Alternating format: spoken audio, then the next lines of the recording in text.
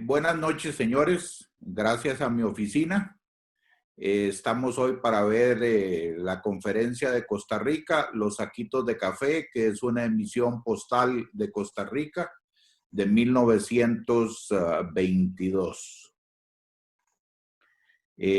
Todo el material que se va a mostrar acá es una acumulación de material que yo tengo. Hay varios casos en donde se indica en la pantalla si el material no es de mi propiedad. El material nunca ha sido expuesto en ninguna exposición y el 80% del material proviene de las colecciones de Frederick Meyer y de Frederick O'Neill, a los cuales les estoy agradecidos porque ahora yo los tengo para compartirlos. El contenido de la charla aquí lo pueden ver, lo pueden leer y lo vamos a ir viendo a través de la noche. Los sellos de los saquitos de café fue una propaganda utilizada en sellos postales para incentivar la exportación de nuestro grano de oro, el café. Para ubicarnos en el tiempo, debemos recordar de que Costa Rica a finales de 1921 tenía una población de menos de 500,000 habitantes. 498,435 eran los habitantes de este país, una superficie de 51,000 metros cuadrados. Don Julio Acosta García era el presidente durante la emisión de esta serie postal. Don Julio fue el 24º presidente de Costa Rica de 1920 a 1924. Él provenía de una familia de abolengo. El presidente Julio Acosta estuvo a cargo del alzamiento en contra de los Tinoco, que fueron un par de hermanos que tomaron el poder a la fuerza en Costa Rica en 1918.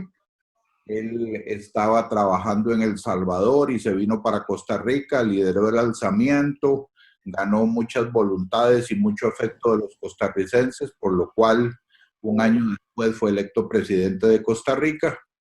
El presidente fue quien ingresó a Costa Rica en la Sociedad de Naciones, que luego desembocó siendo la ONU. Participó en la incursión de 1921 contra Panamá en Almirante, que lo vimos en la disertación anterior, y es una persona que impulsa mucho la cosecha del café. Durante su mandato se emitieron 9 emisiones de estampillas, de las cuales 3 están dedicadas a la cosecha del café, y estas son las 3 representativas que se muestran acá. Hoy vamos a hablar de la del medio, de la que llamamos los saquitos de café popularmente en Costa Rica.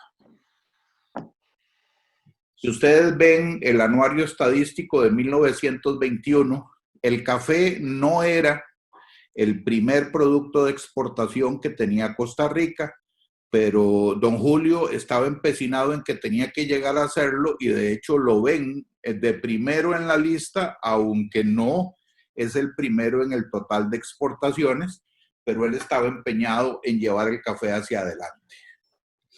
Ahora les presento un cuadro comparativo de las cosechas de café durante los años pre y post 1921-1922, en donde efectivamente en 1921, que es el primer año, digamos, en que la cosecha está a su cargo, sube grandemente con respecto a los años anteriores. En el año 22-23 cae y nuevamente en el 23 y 24 continúa en crecimiento hasta el día de hoy.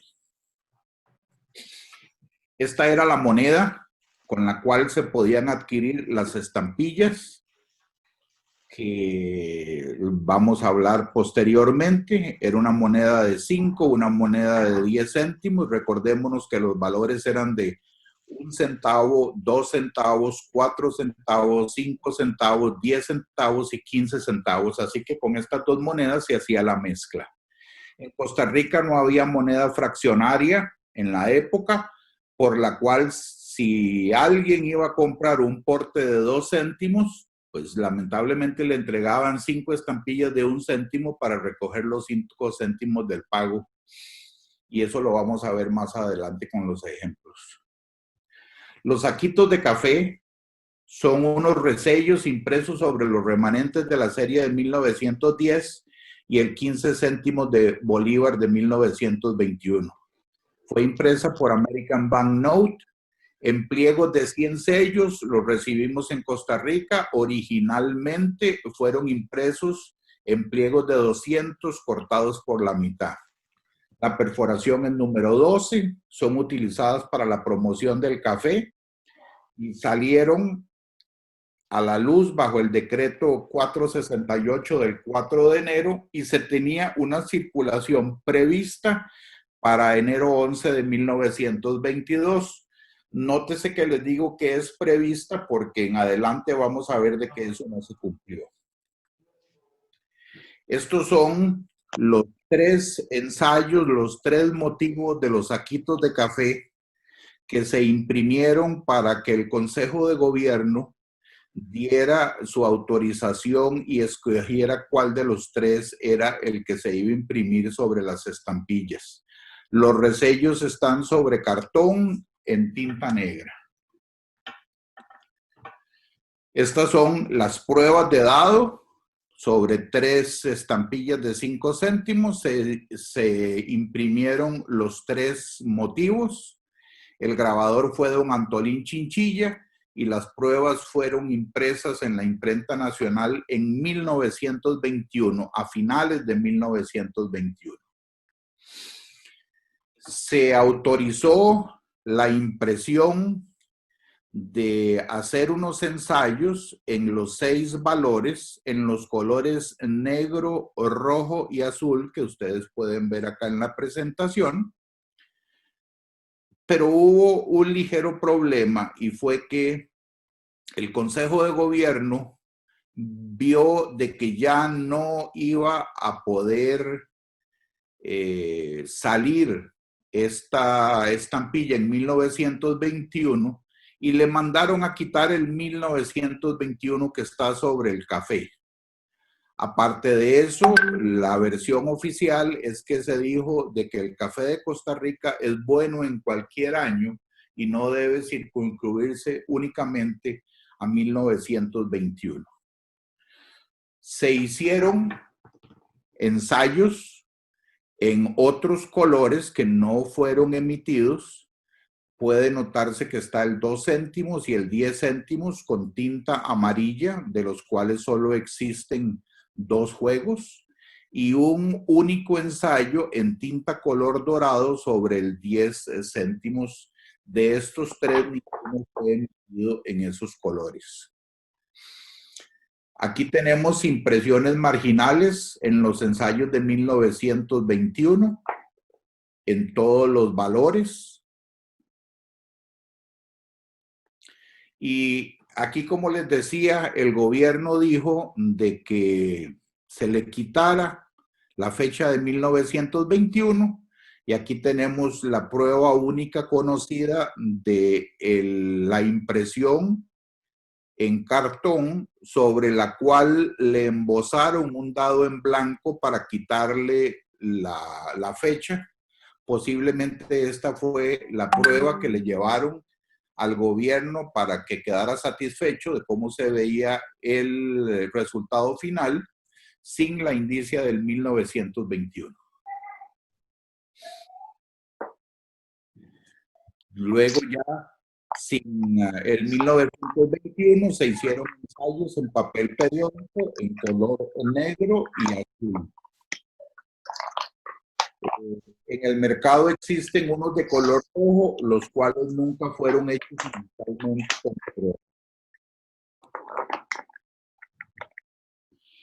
Acá tenemos una gacetilla del Diario de Costa Rica del viernes 17 de marzo de 1922.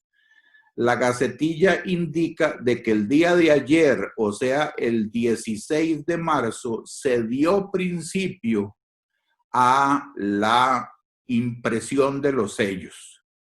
Y aquí vemos de que hay un desfase porque el decreto 468 indicaba de que la circulación debería ser el día 11 de enero y para el 16 de marzo todavía no estaban impresos. Algo debió haber sucedido, yo no tengo conocimiento y a todos los colegas que le consulté ni siquiera sabían de esto. Esto fue algo que yo encontré hace un par de días atrás y da por un hecho de que no se hizo. Y para confirmar el que no se había hecho, todavía aquí tenemos otra gacetilla del viernes 7 de abril, en donde se indica de que ayer se pusieron a la venta. O sea, las estampillas salieron a la luz pública el jueves 6 de abril de 1922, casi 3 meses después de que debieron haber salido y debieron haber estado en circulación. Les quedó debiendo las razones por las cuales sucedió esto, conforme pueda seguir viendo más periódicos y diarios viejos. Esta es la emisión en los colores definitivos. El 1 centavo salió con sobrecarga azul, el 2 centavos con sobrecarga roja, el 4 centavos con sobrecarga negra, el 5 centavos sobrecarga negra, el 10 céntimos con sobrecarga roja y el 15 céntimos de bolívar presenta un color que solo se había visto la prueba sobre el 10 céntimos y como ustedes pueden ver acá, es muy difícil de definir el saquito de café en el resello, por lo que se los presento acá un poco más definido para que lo puedan ver y se desconoce cómo este color dorado, que no estaba dentro de la base de colores iniciales, pudo haberse hecho, pero se escogió un color de resello bastante difícil de definir o de ver por cualquier persona. Para efecto de la plancha, aquí les muestro un pliego de 100 sellos. El resello fue aplicado en las 100 posiciones. No se conocen errores de plancha constantes. Como les mencioné, el grabador fue Antolín Chinchilla y la impresión fue en la imprenta nacional. Las características del sello. Acá se indican todas las medidas de todas las posibles distancias del saquito de café sobre el sello, la diagonal, los altos, las leyendas y principalmente una de las características más importantes que evitaron de que este sello fuera falsificado en gran escala es el sombreado del saco, que lo que semeja es una filigrama, una red de rayas que se cruzan bien definidos y eso fue, como lo vamos a ver en el transcurso de la presentación, que las falsificaciones no tuvieran fruto. Se presenta acá la impresión invertida en todos los valores de los sellos.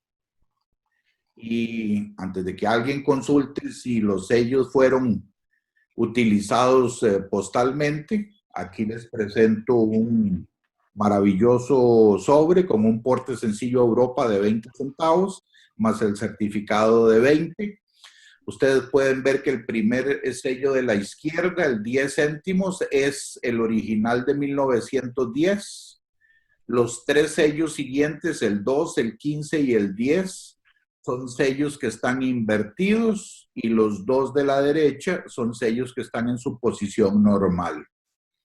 A la derecha está más de medio pliego de la impresión invertida del sello de 1 céntimo. Y aquí nos vamos a ver sello por sello para que ustedes vean la historia postal de esta serie. Este sobre, lamentablemente, yo desconozco quién es el dueño. Creo que debe ser Álvaro Castro, pero no estoy seguro. Lo presento acá porque es un sobre muy lindo que tiene 24 sellos de 1 céntimo en el dorso y luego el restante porte a Alemania certificado lo tiene en una parte que está tapada en el sobre. Esta foto yo la tomé de una subasta y de la cual no pude ganar el sobre. Aquí tenemos resellos desplazados de las impresiones en el 1 céntimo. Y acá tenemos un segundo sobre que es la tarifa de impresos al exterior de 3 céntimos, fechada en noviembre 4 de 1922, de Latin American Evangelist. Fue una iglesia que vinieron a formar acá un par de ciudadanos estadounidenses, Harry y Susan Strackman, en Costa Rica, y que repartía un periódico que se imprimía en Costa Rica en todos los países de América Latina.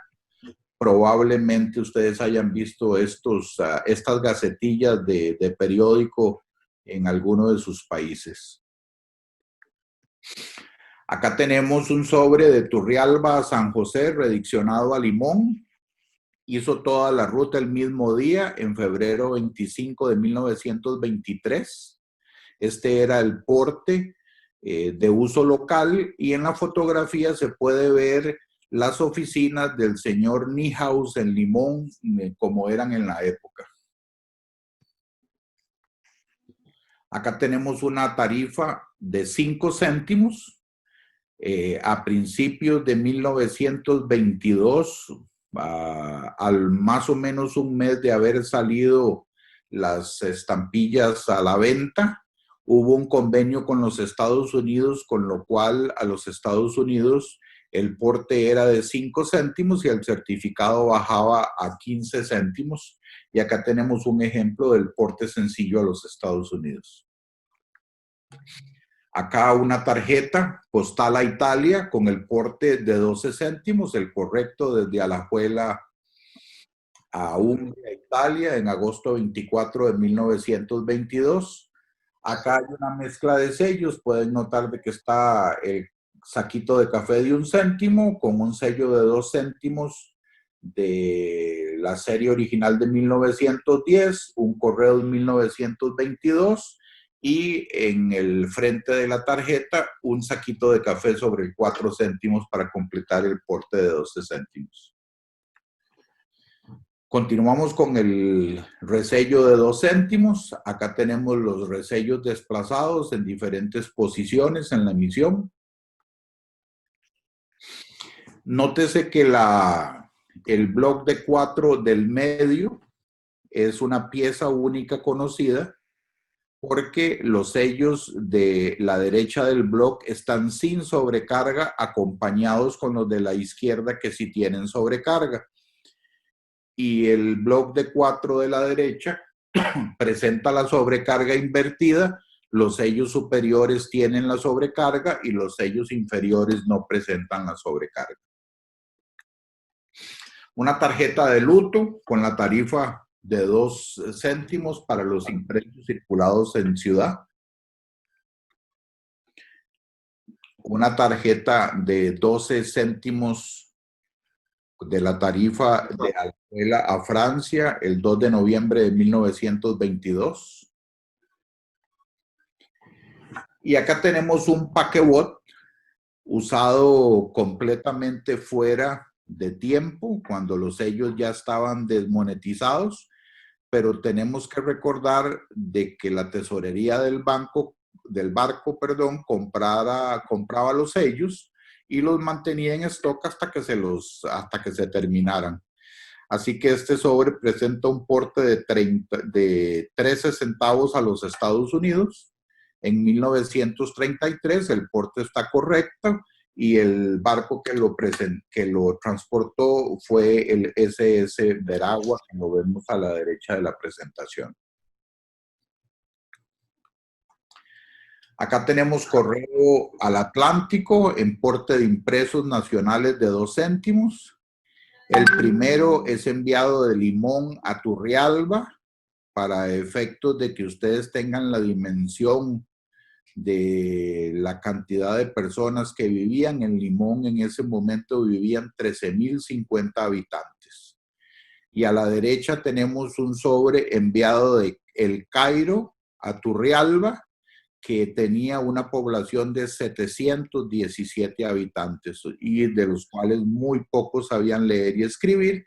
Y abajo tenemos el mapita de la ruta al Atlántico del tren, en donde se puede ver aquí claramente en donde queda Turrialba y Cuba Creek, que es el lugar de, perdón, El Cairo queda por acá. Acá tenemos un sobre con el porte incompleto a Europa. Europa debía pagar 20 céntimos de porte sencillo y 20 céntimos de certificado, y este sobre solamente tiene 35 centavos.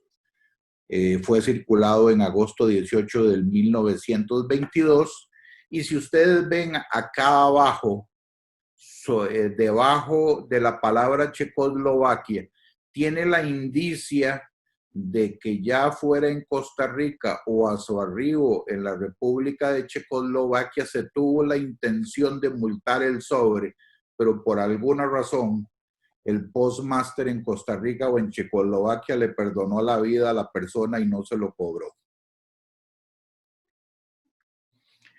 Vamos con el 4 céntimos.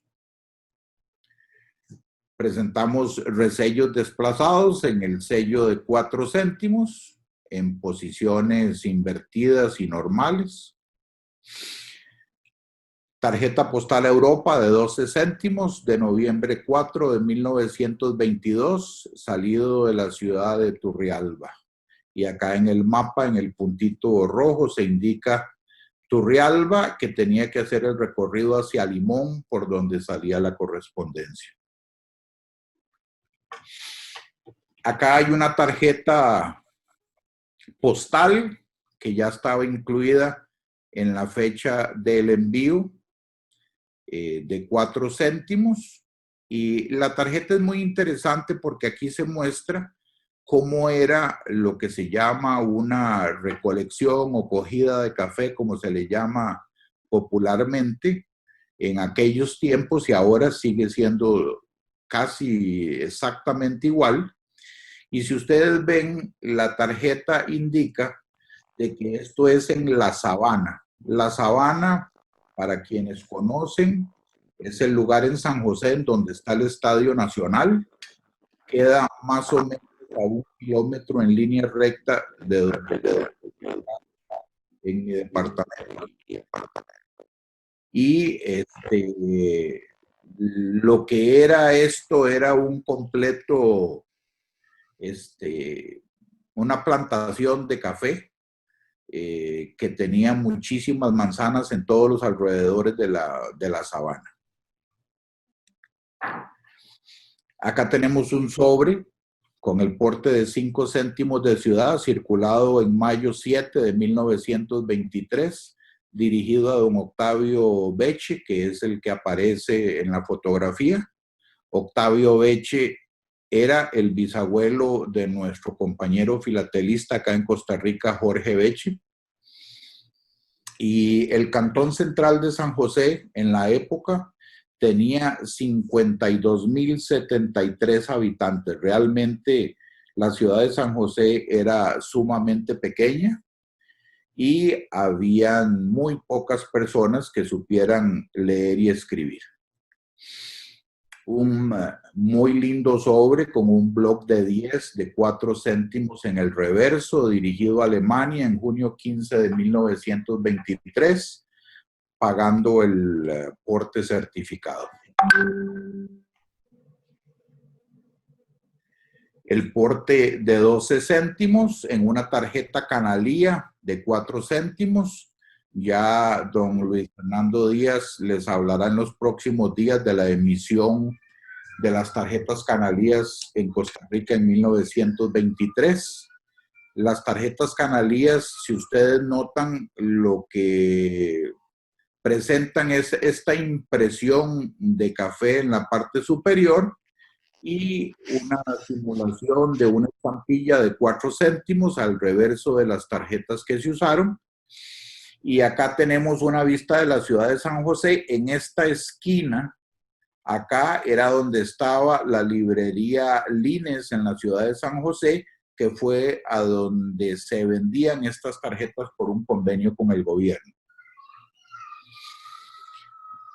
Acá tenemos un sobre que fue reutilizado por la escasez de café de la época en marzo 8 de 1929, cuando los sellos ya estaban desmonetizados.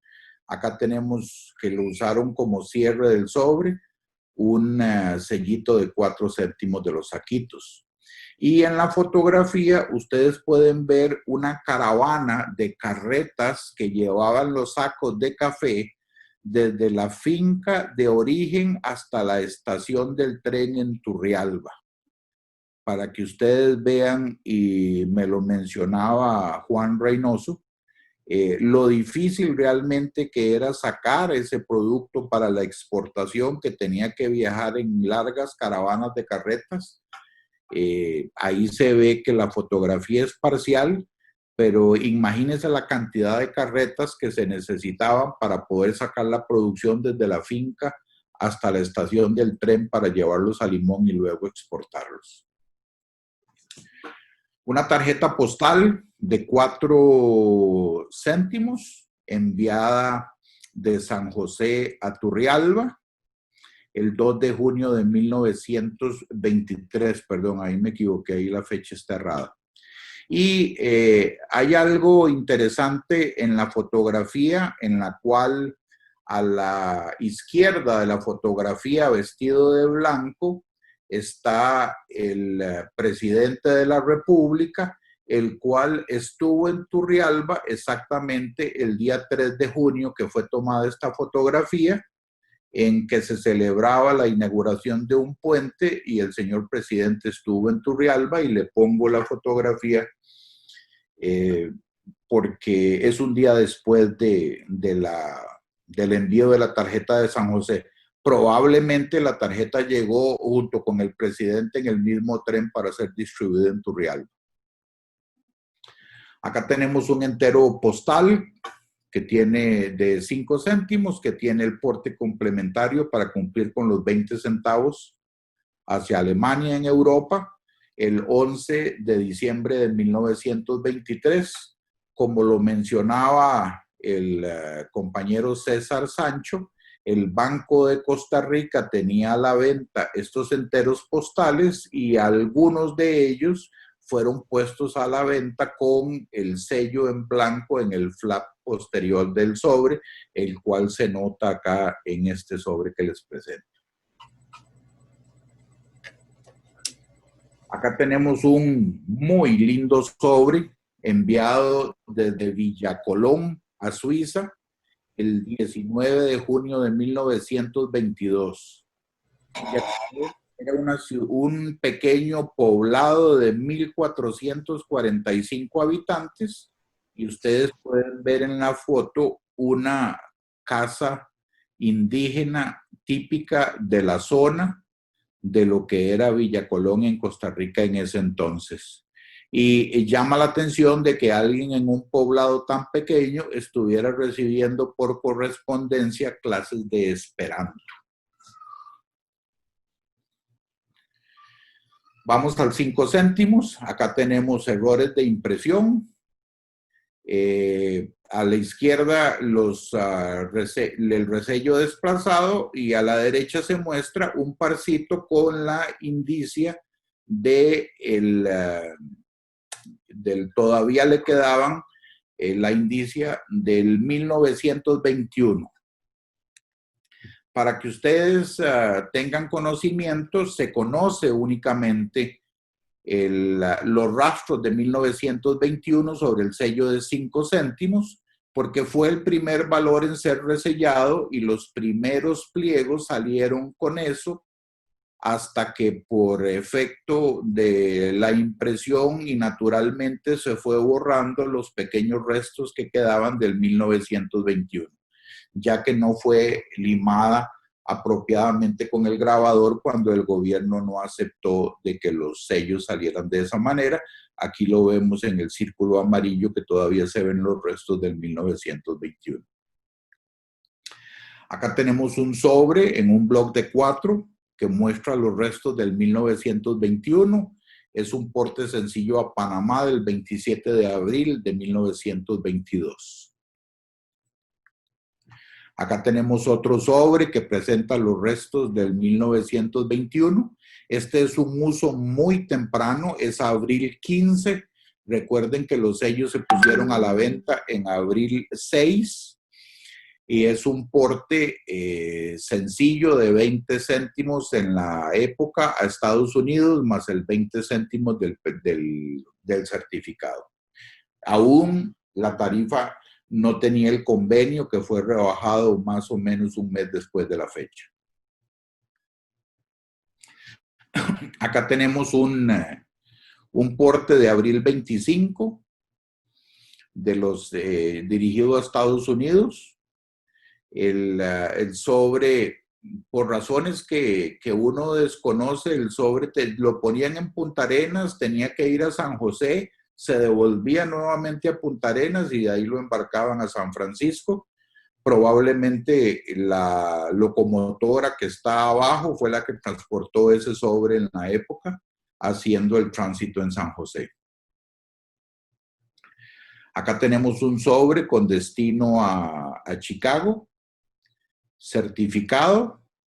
La persona que recibió el certificado es el amigo de don Luis Fernando Díaz, porque ahí se nota el número 8 característico que él hacía en los certificados. Le manda saludos a don Luis Fernando. Este sobre fue enviado en abril 29 de 1922. Este es un sobre ambulante de la línea Ambulante A de Puerto Limón, enviado a Aragón Turrialba en abril de 1922 y pertenece a don Juan Reynoso. El sellito no tiene el resello invertido, sino que el sello está al revés. Ojalá hubiera tenido el sello invertido. Yo siempre le he dicho a Juan de que este sobre a él no se le ve bien en su colección de ambulantes y debería vendérmelo, pero no lo quiere hacer. Entramos en el 10 céntimos. Tenemos acá los resellos desplazados sobre la emisión. Tenemos acá unas piezas interesantes. Tenemos una impresión al espejo en la goma del sello. Luego tenemos un sello que es pieza única conocida que tiene 4 resellos sobre el mismo. Y a la derecha tenemos un parcito con los saquitos desplazados hacia arriba y la pareja de abajo están desplazados hacia el lado. Acá tenemos un block de la sobrecarga invertida sobre el 10 céntimos. Y acá tenemos lo que popularmente se llama una basura de impresión. Algo le pasó a la máquina, probablemente fue el primer sello, el primer pliego que fueron a imprimir y el resultado fue que se les manchó completamente el pliego y este es un bloc de 8 que sobrevivió de ese accidente.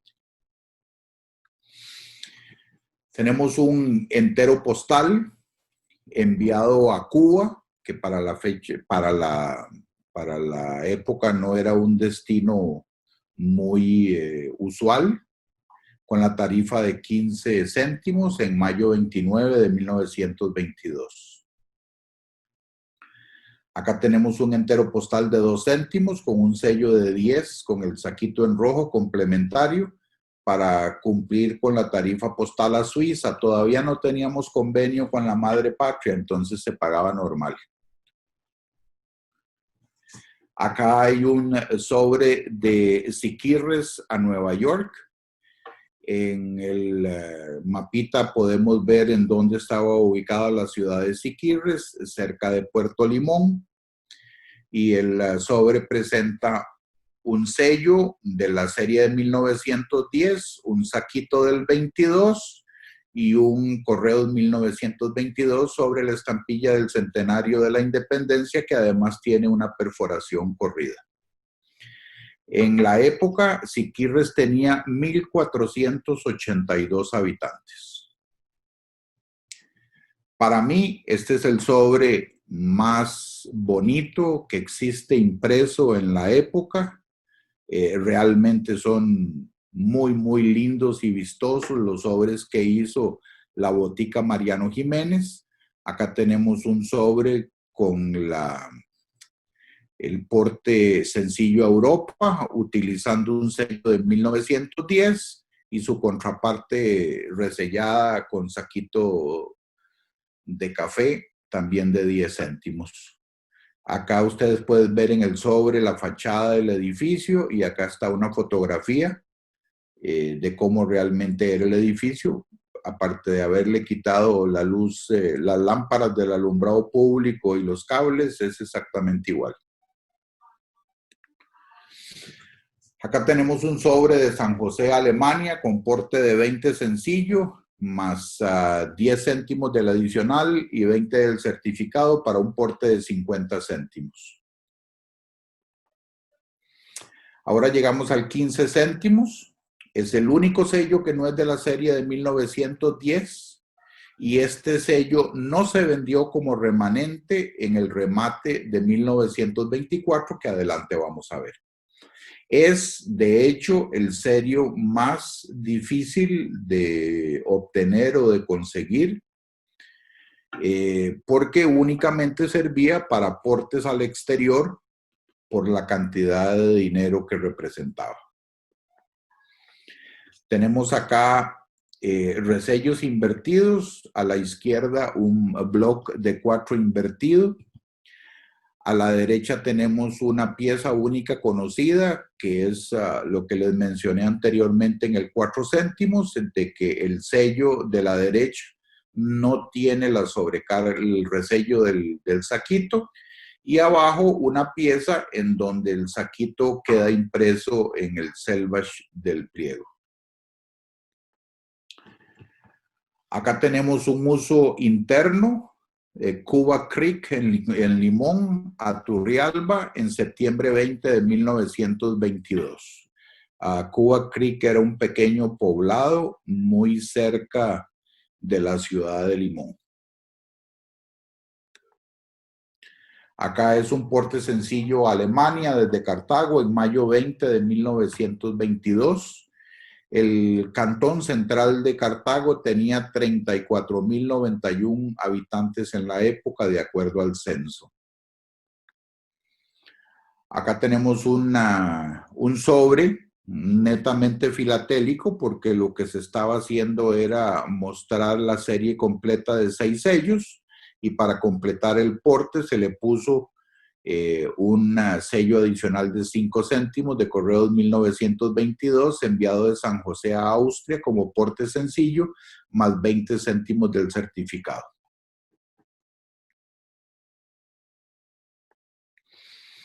Un porte incompleto a Europa, multado al arribo en agosto 25 de 1922. Luego acá tenemos un porte doble de 20 del sencillo más el adicional en mayo 11 de 1922, utilizando sellos mixtos de la serie de 1910 y el resello de Café de Costa Rica. Acá tenemos un porte sencillo de 20 centavos a Suiza en octubre 7 de 1922. Acá les presento una pieza única conocida, es el 15 céntimos en bloc de 4, utilizado en un envío a Inglaterra, presentando los 20 céntimos del porte a Europa, más 20 céntimos del certificado, más 20 del acuse de recibo, salido desde este edificio que está a la derecha, que es la oficina de correos de Puerto Limón en la época. Acá nos venimos a las falsificaciones que tuvieron los sellos a través de la historia. Acá les presento 10 sobrecargas que fueron clasificadas por el ingeniero Poncho Peralta en 1948. Los números que se indican en la parte superior no coinciden porque yo saqué esto de una publicación que tenía otras cosas que iniciaban con 3 sellos que no correspondían a falsificaciones. Hasta 1948 no se conocía ninguna falsificación sobre el 15 céntimos porque en 1924 se vendieron los sobrantes de la serie de 1910 que había sido desmonetizada en 1923 y no se incluyó en la venta el 15 céntimos de 1921, por lo cual la gente que compró los sellos a un valor no facial, sino muy por debajo del valor facial, no tenía ningún interés en pagar un precio facial tan caro para hacer una falsificación. El problema que en ese momento tenían ciertas personas que se dedicaban a falsificar sellos es que Costa Rica en la época tenía muy pocos sellos postales y había mucha presión por los coleccionistas de Europa y de Norteamérica por obtener sellos de Costa Rica y ellos vieron de que había una posibilidad de aumentar su paquetería, ya que todos los sellos de los resellos del café habían sido vendidos en la época. Y ya para 1924, pues ellos tenían el sello base para poder hacer cuanta cosa quisieran. Acá tenemos una linda fantasía, son los sellos del café en Ted Bech, cosa que nunca resultó. Si ustedes ven la falsificación, es fácil de identificar porque la palabra Costa Rica no está curva, se presenta muy recta y la definición de la filigrana para hacer parecer esto un saco de yute es de muy mala calidad con respecto a la que se imprimió. Acá tenemos más sellos falsificados que provienen de la colección del colega Raúl Hernández, que es una persona que vive en Metri, en Luisiana, que su pasión es coleccionar solo sellos falsos de Costa Rica. Acá tenemos sellos de todo tipo, como lo ven, con diferentes tipos de impresiones y falsificaciones, desde las muy burdas como esta a la derecha hasta cosas pues, sumamente parecidas. Y lo que tenía que pasar sucedió. Don Raúl me envió un par de sellos con la falsificación del 15 céntimos que no se conocía a la fecha. Él los tiene en su colección y como ustedes pueden ver, la falsificación es sumamente mala, la tinta es una tinta muy grumosa y se pierde completamente la filigrana de los sacos y cuesta realmente leer qué es lo que dicen las palabras. Acá tenemos la bibliografía de donde estudié todo lo que les acabo de mencionar. Muchísimas gracias a todos a ustedes, aunque a don Manuel le duela, es el mejor del mundo. Y muchas gracias. Muy buena, jefe. Muy bien, don Alfonso, muchas Gracias, gracias. Alfonso. Pero sigo en desacuerdo Siga, contigo, Alfonso. pero no hay problema. Perfecto. Nos tomamos un cafecito, Manuel. Muy un buena, día de Alfonso. estos. Muy buena, muy buena. Muy buena. Gracias, Alfonso. Te mereces un vasito de soda. Pues sí. Muy interesante. O un café de Costa Rica, no sé, a lo mejor. Mejor la soda que tengo aquí. ¿Alguna consulta, alguna pregunta? Sí. Alfonso, una consulta. ¿Se tiene alguna idea de la cantidad que se emitió de cada uno de estas reimpresiones de los saquitos? Perdón, de los reales, de los originales. De los originales, sí, me refiero a los originales, no de las falsas. De las falsas te tengo otra pregunta, que si se sabe dónde se hicieron, pero los originales, ¿se tiene algún conocimiento de la cantidad de cada uno? Ya que si se usan remanentes, siempre hay la posibilidad de que de unos haya más que de otros. No, bueno, al principio yo lo indiqué en donde está ¿cómo se llama? Periódico. El periódico. En donde está, déjame buscártelo y te lo digo. En el periódico estaba. Sí, sí, no, pero aquí está yo lo tengo en la presentación. De 1 céntimo fueron 400,000 sellos, de 2 céntimos 200,000, de 4 céntimos 100,000, de 5 céntimos 100,000, de 10 céntimos 75,000 y de 15 céntimos 50,000. Gracias. Y con relación a las falsificaciones, ¿se sabe dónde fueron hechas, Alfonso? Aquí todo el mundo le echa la culpa a todo el mundo, nadie quiere. Hay personas que dicen que fue fulano, otros que fue sutano, pero realmente Fuiste tú. por la Dinos la cantidad verdad. de variedad de sobrecargas tuvo que haber sido muchas personas. Sí. Hay Fernando, seguro. hay unas sobrecargas que son muy buenas, muy bien hechas, muy parecidas, y hay otras pues terribles que no tienen nada que ver.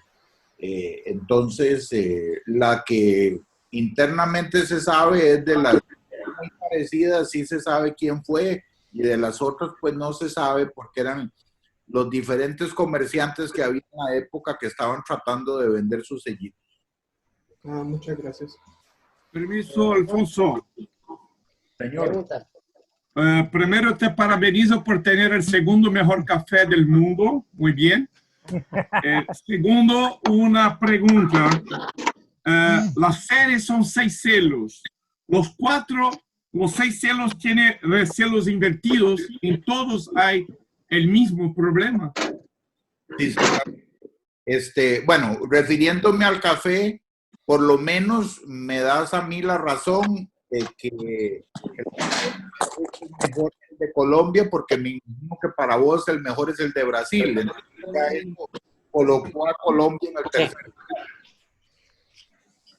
Sí, continuando la pregunta, si toda la serie tiene los recelos invertidos, esto fuera fabricado, esto es filatélico, porque por veces tener un tipo de problema como este me parece normal, pero en toda la serie, esto fuera fabricado, fuera preparado. Yo no estuve ahí, no te sabría decir. Yo tampoco. Pero sí existe en toda la serie y salieron de la imprenta nacional. Y de hecho tú viste que hay un sobre utilizado con el resello invertido. Alfonso, No, Reinaldo, pregunta. en todos los países se hacía a propósito las sobrecargas invertidas. Abajo del asiento. Sí, seguro. Es imposible que todas las series sean eso, y también por eso todo la pregunta. doble y todo. Es en todos los países igual. Incluso hay una estampilla de 10 céntimos que tiene cada canto, en cada rincón del sello tiene una parte de resello. Esto es nítido, que fuera preparado. Claro, corrido. Incluso Uruguay tiene unos sellos famosos que es el centro invertido, y los tres tienen el centro invertido. Es imposible. Sí. Es a propósito. Roberto, Son de la tienes una misma pregunta. época. Sí, Alfonso, me dejó una duda de lo que decía de los paquebots.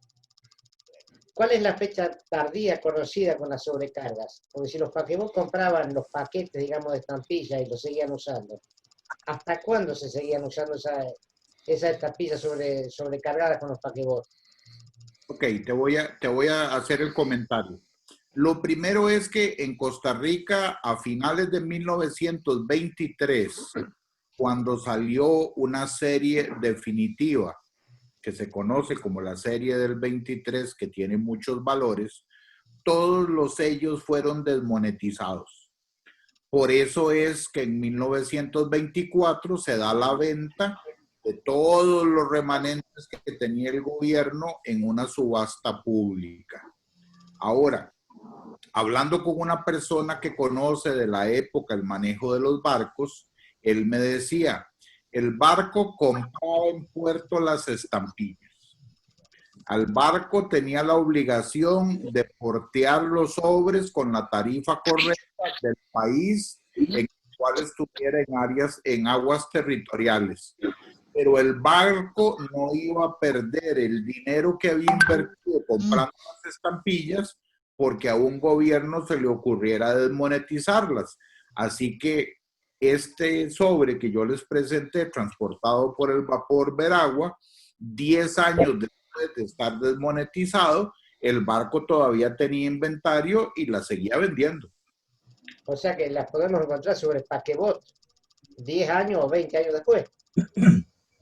Y no solo sobre paquebot, también se conoce de la utilización de sellos en los correos locales, porque imagínate, hoy hablaba con un colega y me decía, el señor Westerman que estaba en Turrialba, él era la persona más importante del pueblo, era el administrador de la hacienda más grande del pueblo. El tipo se presentaba con un sobre que le sobraban 2 céntimos o le faltaban 2 céntimos y el postmaster no era capaz de decirle absolutamente nada. Qué bárbaro. Volviendo al punto del paquebot, ¿no es posible que para ahorrar dinero la línea del paquebot haya comprado sellos remanentes y con descuento para usarlos? También. Porque no había ningún descuento. Los remanentes, o sea, la serie de saquitos de café se vendió naturalmente. Pero alguien tuvo que haberla comprado. No pudo haber conseguido la línea como se consiguen ahora en algunos shows filatélicos sellos viejos a descuento. Con descuento. Cuando se hizo remate. Mira, no creo porque lo primero era que en esa época pues a muy poca gente le interesaba eso. No creo que una línea naviera tan grande como la United Fruit Company, la White Fruit, te metiera en problemas andando buscando cosas con descuento. Y al final era un servicio de correos y el usuario tenía que pagar por. Alfonso, pero ¿sabes lo que no me cuadra de la proposición que tienes? Es que esos sellos estaban desmonetizados, es decir, no tenían valor alguno. Es decir, en el año 33 no tenían ningún valor, no servía ni siquiera para enviar una carta. Porque no estabas pagando nada, ¿sí? No era nada, eran papeles de colores que coleccionamos los filatelistas. Correcto, pero una empresa fuera naviera, de carretas, de burro, lo que tú quieras, iba a usar un sello que no tenía valor. Por eso, bueno, mira, el sobre es lindo, pero es filatélico. No pero necesariamente. El cuento del barco suena bien romántico, pero suena poco práctico. No, el sobre no es filatélico, o sea, y las estampillas en 1933 para el tesorero del barco tenían valor porque estaban en la caja de valores del barco por el cual ellos habían pagado el valor facial y lo vendían por el valor facial. Entonces, bueno, es una bonita interpretación, pero suena poco práctico porque en los mismos casos si hubiese tenido dinero, cuando algo queda monetizado para todo. Hay tiempo para cambiarlo, entre otras cosas. Nadie en ningún país desmonetiza nada de la noche para la mañana. Hay que recordar algo, el purser de este barco no era un costarricense, seguramente era algún empleado de la Great White Fleet estadounidense seguramente. En Estados Unidos, como no se desmonetiza nada, el purser agarra las estampillas de Costa Rica, lo que asumo yo que está explicando Alfonso, y las siguen usando en el barco. Lo mismo ocurrió en Honduras, aunque nosotros no desmonetizamos nunca las estampillas, solo cuando cambiamos de una moneda con otro nombre, ahí sí, pero se siguieron usando en algunos barcos. En el caso de Honduras, cuando ya la moneda pasó de peso a lempira, en los barcos de la Great White Fleet, algunos sobres puestos en el barco seguían siendo porteados con centavos de peso en vez de centavos de lempira, pero por ignorancia del purser, y eso se explicó en la charla de paquebote de Honduras. O sea, lo mismo que ocurre en Honduras ocurre en Costa Rica y seguramente en todos los países donde la Gran Flota Blanca atracaba. Pero 10 años después es poco creíble. Es decir, es como si el barco tuviera un tour tan largo que no vuelve hasta 10 años después, como para saber que esos sellos no valen. Acuérdate que también se informaban, todas las emisiones de sellos se informaban a la Unión Postal Universal. Bueno, Porque si no, todo el mundo podría haber mandado cualquier sello viejo sin valor alguno. uno guarda sellos, o sea, ¿quién de nosotros no ha guardado algo? O sea, si los gringos no votan sí. nada, entonces... No todos los países son Estados Unidos. Aquí en Chile los sellos se iban dejando fuera de circulación y ya no los puedes usar. No tienen Exacto, exacto. Ese es un punto importante. No todos los países funcionan como Estados Unidos, pero no todos funcionan como Chile, Honduras o Costa Rica. En el Perú también hay excepciones de ese tipo. O sea, existe digamos, la regla general con la que yo estoy de acuerdo que están comentando. La UPU regula todo. Pero, digamos, los barcos estos independientes o las compañías independientes dentro de lo que te manejaba el purser y todo eso lo hacían de ese modo. Por ejemplo, este barco que estás hablando, Alfonso, es de bandera costarricense, me imagino. No, Estados Unidos. Ok, porque ahí hay otra regulación. La regulación es solamente de los paquebots, solamente podías pagar con estampillas del país donde estabas o del país de que el barco tenía bandera. Por ejemplo, hay barcos paquebots de Perú. Y hay barcos paquebots de Perú que han estado, qué sé yo, pues en alta mar y camino a Costa Rica, por decir. Por ahí tengo un ejemplo que ahorita no recuerdo. Y están con las estampillas de Perú mataselladas en el puerto que lo pusieron. Como también hay otras con estampillas de Perú que entraban a Estados Unidos, pero no eran aceptadas porque, una, no estaban en el Perú y dos, el barco no era de bandera de Estados Unidos. Entonces, hay particularidades que lo hacen diferente. Y No, el tema era, siempre llevaban sellos de su bandera, de su país, y de aquellos países de los puertos que tocaban. Exacto. Porque, digamos, mientras estaba en alta mar, tenían que usar los sellos propios de su bandera, exacto, con el matasello de a bordo. Ahora, las cuando aguas estaban en aguas territoriales territoriales o tocaba un puerto de otro país, tenían que usar los sellos de ese país. exactamente. Entonces, ahí viene ese punto. Y es buen punto, Fernando, porque tantos países que tienen que llevar, obviamente lo que dice Alfonso tiene algo de lógica, ¿no? Podía realmente mantener una constancia de actualización de qué estaba monetizado aquí o desmonetizado allá. Más que nada siendo este barco americano, ¿no? Entonces la posibilidad en el paquebot yo creo que existe, por muy remota que sea, pero existe, precisamente por todas esas Con un figuras. beneficio para el barco que no perdiera aquello que había comprado, invertido Exacto. comprando los sellos. En ese caso yo me voy a lo que es ahora, levantan la cuarentena, me voy a un negocio de filatelia, me compro lo que acá se llama los paquetes de estampillas nuevas, ¿sí? Sin uso, desmonetizadas por 10 pesos, me las llevo arriba a un paquebot y las uso. No, porque vos no las puedes usar llevadas por vos en el paquebot, Claro, te las tienes tienes que que vender a la, comprarlas en el con barco. respecto al barco. en la oficinita del barco. El paquebot las tiene como es de bandera, la usa. No, se tiene que usar el mismo paquebot, te tiene que autorizar el servicio, no tú. Claro. No, está bien, el paquebot después va a vender esa estampilla que yo le di, la va a vender al valor de lo que sea. El paquebot le va a comprar al correo, no a Roberto. Estamos pensando en actual. Tenemos que pensar en la época. En aquella época. Sí. Claro, porque en Ya actual podemos los hacer paquebots no tantas ponen trampas. correo. ¿Sí o no? Ya los barcos ahora no ponen Actualmente correo. podemos- No hay Era paquebot. hace 50 años. Claro. Ya no. Estamos pensando en actual, eso siempre pasa, en tanto la filatelia, siempre pensamos en rutas actuales, caminos actuales, pero tenemos que centrarnos en la época, y en la época era muy diferente el servicio de una persona, pues el servicio postal, el servicio paquebot, el de trenes, el de ambulancias. Entonces había algún contrato con esos paquebots y el correo, Claro. para pueden seguir Claro. usándolo hasta que se les termine. Sí. Lo interesante de ponerse en esa época, que es que en esa época el correo era eficiente. Muy diferente a lo que vivimos ahora. Sí, en eso estoy de acuerdo. Sí, claro. Estoy de acuerdo. Pero había algún contrato especial con el paquebot, entonces, y el correo, para decir... Era una regulación de la UPU. Y ese está súper regulado. Ahorita no me acuerdo de memoria, pero sí tiene una serie de cosas ahí. Alfonso, si no hay otra pregunta del paquebot, yo tengo una pregunta para ti, Alfonso. Tenías 2 sobres ahí, creo que eran del 22, de mayo del 22, que van a Estados Unidos. y que dices que hubo una reducción de tarifa igual a la tarifa doméstica. Eso es después del Congreso de la Unión Postal Panamericana de Buenos Aires. Y Estados Unidos tenía que ratificarlo con cada uno de los países participantes. ¿En qué año lo ratificó con Costa Rica? ¿O en qué mes? ¿En abril del 22 o mayo del 22? ¿Tienes ese dato? En abril del 22, porque yo tengo sobres de abril del 22.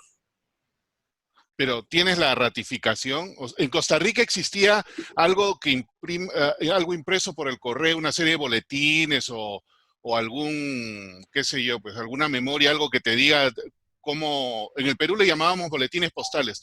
Cada otro mes el correo emitía un compendio de todo lo que había hecho esos 2 meses. Ok, aceptamos esto, emitimos estas estampillas, esto está multado, esto lo que sea, aceptamos el convenio con Estados Unidos, participamos en este congreso o lo que fuera. ¿Algo similar existe en Costa Rica? Ok, te comento. En Costa Rica lo que existe son las leyes y decretos, y después está históricamente filatelistas que durante todos los años se han encargado de poner en orden todas las tarifas y los cambios de tarifas de correo. En algún momento yo lo estuve viendo con Juan Reynoso, que me ayudó mucho, porque en todos los libros de tarifas que yo los tengo, los que existen en Costa Rica, el Congreso en Buenos Aires de 1922 no aparece el cambio. Entonces yo tenía un problema que tenía un montón de sobres, tarifas a Estados Unidos que no me calzaban. Y ahí fue donde comencé a investigar, y casualmente ahora le iba a mandar un correo a Miguel para que Miguel me ayudara a tratar de conseguir el decreto o lo que se vio en ese congreso, porque yo lo único que pude obtener son gacetillas de correo de la época, de que el señor fulano de tal fue, de que el señor fulano de tal volvió, de que el señor fulano de tal trajo las nuevas tarifas, pero las tarifas en sí no las he podido encontrar todavía. Así que yo asumo y estoy seguro que los cambios de tarifa ocurrieron porque principalmente no me calzan las cartas con 5 céntimos y las tarjetas postales con 4 céntimos que yo tengo. Y por decirlo así, tengo una cantidad que no es posible que todas estén equivocadas o que se hayan pasado por el correo y nadie se haya dado cuenta. Entonces fue... Claro, ya había entrado en vigencia. Cuando ya había entrado en vigencia, y entró en vigencia en el mes de abril. Abril del 22, más o menos 15 días yo me devuelvo, consigo todo y te lo traigo. Gracias. El que nos puede ayudar es Roberto o Miguel consiguiendo, obviamente, en la época Argentina era un país que era muy ordenado, que tenía muchísima gente que debió haber conservado lo que se habló en ese Congreso Panamericano, y de ahí es a donde tiene que venir todo esto, y ellos nos pueden ayudar con las tarifas, porque como te digo, ninguno de los libros que existen en Costa Rica de tarifas o de decretos aparece lo de la UPAEP. Yo creo que eso, la redacción completa de lo que fue ese congreso está en uno de estos boletines de Perú. También lo voy a buscar. Gracias. También, Alfonso, cuando podamos salir, seguramente en los archivos de la Federación tiene que estar. Así que lo vamos a buscar, o quizás casi seguro que está volcado a alguna revista, así que sí, bueno, podamos buscarlo, te vamos a pasar los datos. En los boletines de la Fundación también. Abril del 22. Ahí está, lo encontré. Tomé nota. Mira, acá está. La ratificación, la voy a poner. Voy a compartir rapidito.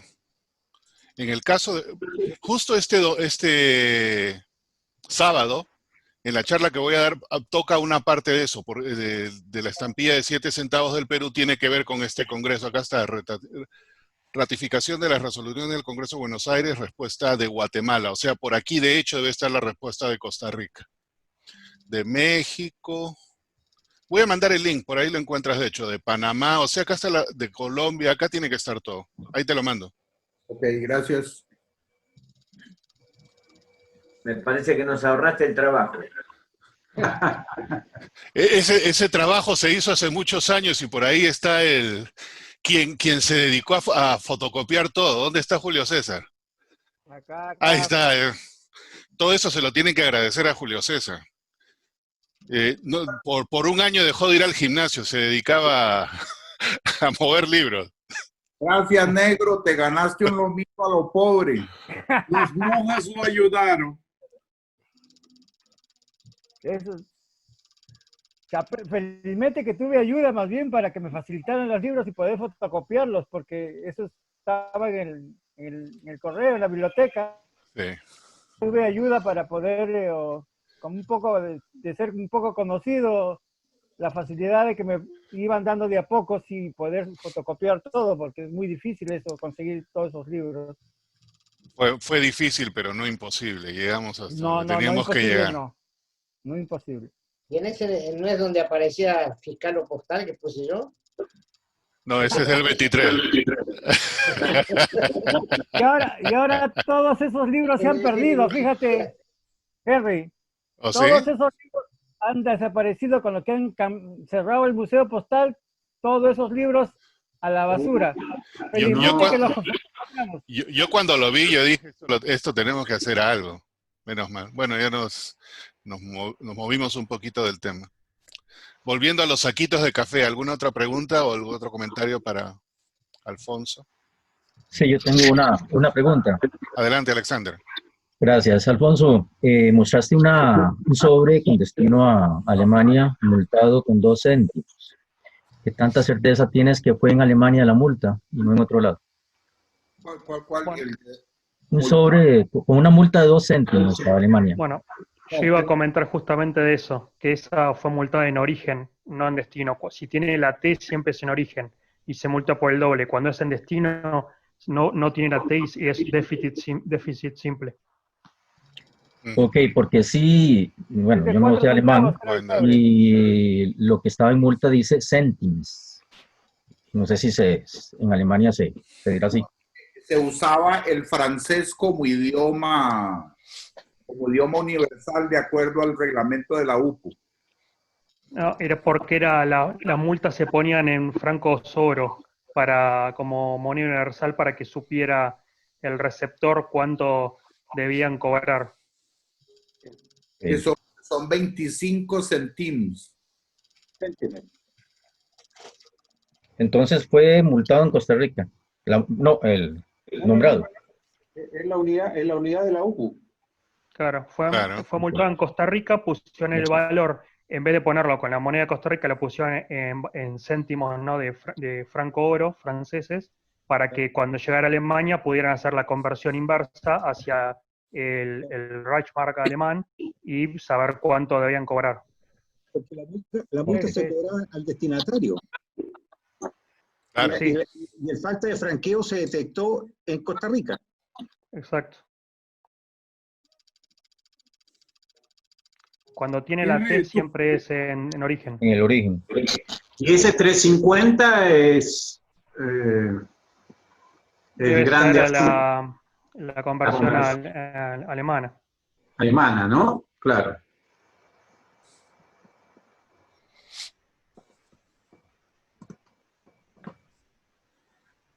Henry, ¿puede compartir la pantalla de número 74, por favor? ¿Perdón? ¿Tú puedes compartir la imagen de la 74? La 74. ¿Te refieres del boletín postal que puse? No. La presentación de Molina es un sobre de Canadá. Ok. Molina, ¿lo puedes poner tú? El 74, dice Reinaldo. Página 74.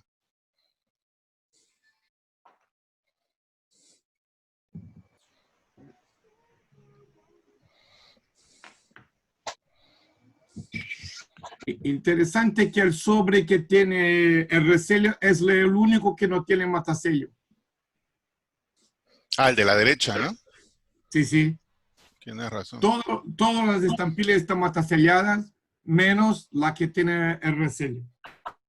Pero el porte está completo, es 1 céntimo. Pero las de 2 centavos sí tienen el resello y tienen el saquito. ¿Qué quiere decir que lo agregaron después? Esa también. Esos también. No, el 15, o sea, el 15 también está, ¿cómo se llama? El 15 también está resellado. Ok.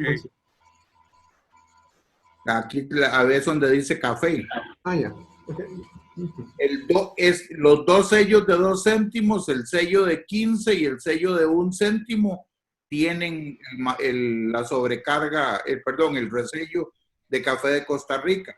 Los 2 sellos que no tienen son los 2 sellos de 5 céntimos. Que son ¿Cuál es el porte para Canadá, por favor? 20.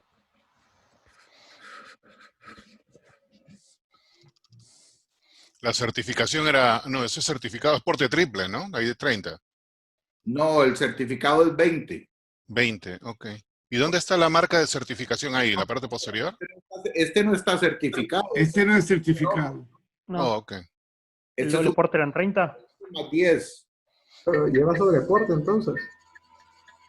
¿Perdón? Lleva sobreporte entonces, porque si dices que es ¿cuánto? 20. ¿Era 20 o 30 el porte a Canadá? Pero los 10 del segundo escalón. Es un doble porte. Oh, ok. 20 debería Ahí ser está. hasta 20 gramos y luego, no sé, entre Es un 20 y doble 40 sería 30 centavos. Interesante, el doble porte ya le 30 ponían la centavos. mitad.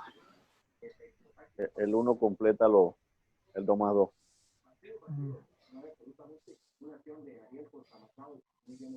Y yo iba a preguntar también, mostraste una Alemania con, creo que era la que tenía el cuadrito de 15, que dijiste que era registrada, no me acuerdo si iba a Alemania o a dónde, con acuse de recibo. ¿Cómo se que se acusa de recibo? No vi ninguna indicación, nada. ¿O por la tarifa o no podía ser también un segundo aporte o algo? Ok, ya te digo. ¿Será eso? Creo que era la que tenía el cuadrito de 15, esa. Ok. Si tú ves, este es un sobre común y corriente, no presenta arrugas en las esquinas como para haber llevado muchos documentos adentro. En Costa Rica, el porte a Europa era 20 céntimos, el 20 del certificado, el 20 del acuse de recibo, y ningún sobre salido de Costa Rica en la época tiene un sello o algo que indique que es acuse de recibo, sino que se paga. El postmaster emitía un documento que lo adjuntaba para el acuse de recibo. Ok. ¿Y cuál era el segundo aporte a Europa? 10 debe haber sido, 20 y 10. Estaba en 30 Seguro. como el de Canadá. Porque, a ver, para la UPU desde 1911, creo, ellos establecieron que el segundo aporte tenía que ser más barato que el primero. Por ejemplo, en Argentina, al exterior, cuando era 12, el segundo era 7. Eso fue porque en un congreso de la UPU se dictaminó eso, de que no fueran proporcionales, sino que a partir del segundo se cobrara una menor cantidad. Y esto debería ser uniforme para todos los países porque es la tarifa UPU. Okay. Sí, en Alemania es igual. Si no estuviera pagando el acuse de recibo, este sobre debería tener un porte triple. Claro. No sé, y es un sobre sencillo, no se le ven arrugas, un par de hojas de papel era lo que iban adentro, así que no estaba pagando un porte triple, por lo cual es el acuse de recibo. Ok. Gracias. Alfonso, ¿y las falsificaciones son postales o falsificaciones filatélicas? No, son falsificaciones filatélicas. Los comerciantes de la época necesitaban sellos para paquetería y se ponían a hacer ese montón de cochinadas. Ok.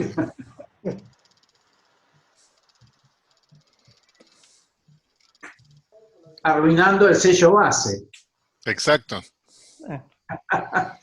Así es. Pero El problema es que el sello base era bastante común y ya para paquetería, digamos que generalmente era la misma gente que compraba paquetería y ya habían comprado esos sellos base, entonces ocupaban cosas diferentes y los sellos con los saquitos, digamos que eran relativamente más escasos que el sello base, entonces lo que hacían era sobrecargarlos con otras cosas. Claro, sí, sí. Y ahora el valor del mercado de esos falsos es más caro o más barato. No, los falsos que yo conozca, Raúl Hernández es la única persona que colecciona falsos como algo primario dentro del hobby. Y él paga valores difíciles. Recientemente, por 3 sellitos, pagó cerca de $100 que estaban en eBay. No. En un lote común y corriente de eso que el europeo pone para que se vendan $10, pero no sabe qué es lo que está poniendo. Habían 3 falsos de la primera emisión y yo sé que lo perdió porque él me preguntó que si yo lo había ganado, pero yo normalmente no compro falsos. No le veo mucho sentido, pero bueno, cada cual elige su tema, pero o sea, si fuera algún falso postal por alguna razón, tal vez. Pero filatélico puede venir, agarro sello de eso y le pongo un matasello y no sé, no me convence. Te los compran. Sí. Bueno, ahora que estamos complicados con el dólar, por ahí es una buena inversión. Una oportunidad de negocio. En Costa Rica los falsos generalmente tienen precios muy bajos y digamos a menos de que sea como don Raúl Hernández que se dedica a coleccionar eso, no hay ningún falso que tenga valor por encima de la estampilla original, por decirlo así. El único que se podría decir que sí tiene más valor es el resello de Lindbergh del 28, que yo les voy a hablar en agosto, que emitieron una serie de falsificaciones o de fantasías, porque era la plancha original, pero hicieron las sobrecargas invertidas. Y son, digamos que en el original o en el legítimo no se conoce invertido, y esas invertidas falsas sí se venden por precios mayores, mucho más mayores al precio de la estampilla. Digamos, la estampilla cuesta $4.50, la legítima, y esos invertidos falsos han llegado a pagar hasta $200. Wow. Bueno, algunos de Esperati, cosas así. También. Alfonso, algunas de mis cancelaciones del 2690, por ejemplo, sobre el oficial en parejas, yo las he pagado tan caras o más que las originales. Muy bien, gracias por el aporte. Alfonso. Señor. Una pregunta. Un comentario más bien, una pregunta. Tienes un sobre que tú comentaste que está redirigido a Limón, uno de las primeras páginas, y que está dirigida a una señorita. Es un sobre que tiene la dirección preimpresa.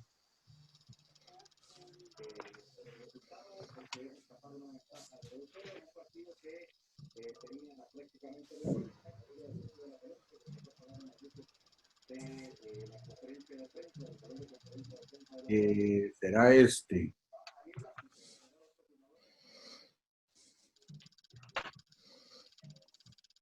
Exactamente. Podría plantearse una teoría que es muy frecuente, digamos que cuando alguien tiene sobres preimpresos, como en este caso la hacienda que está ahí nombrada, probablemente normalmente le escribía a don Guillermo Níjaus, pero en este caso quiso escribir a la señorita Marta Perls o algo así, y no tenía sobres y simplemente ocupó ese, borró San José y lo dirigió directamente a Limón, porque me imagino que no tiene al reverso algún timbre de llegada en San José. Sí. Y parece ser el mismo lápiz que escribió Limón que el destinatario. Sí. Lo que yo tal vez asumo lo siguiente. El señor Níjaus estaba en San José. Él tenía oficinas en los puertos. Y me imagino que por alguna razón el señor salía de vacaciones, porque él iba cada 2 o 3 años a Europa. Él dejaba instrucciones en el correo que toda la correspondencia que le llegara a él se la redirigieran a tal persona.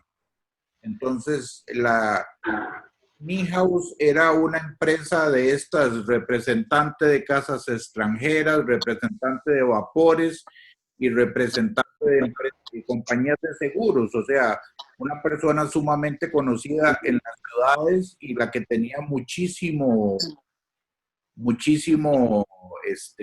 tránsito de correspondencia diariamente. Sí, entiendo. Pero va dirigida a una mujer, no a Niehaus. Deduzco que no tiene un timbre, un matasello de San José al reverso, ¿no? Déjame ver y te digo.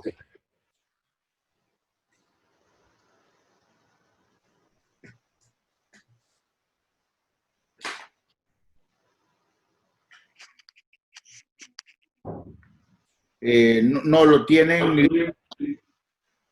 Gracias. Lo tiene Limón. Buena observación. Sí, Debió por eso de que yo repente planteaba que podría haber ido directamente a Limón y no a San José. Claro. Pudiera ser. Gracias. Buena observación, Heinz, buena. Muy interesante tu presentación, Alfonso. Gracias. A ver, que nos mande un saquito de café, pero de verdad, no de estampilla. Sí, sí. O si la estampilla que está invertida. ¿Alguna otra pregunta adicional o comentario para Alfonso?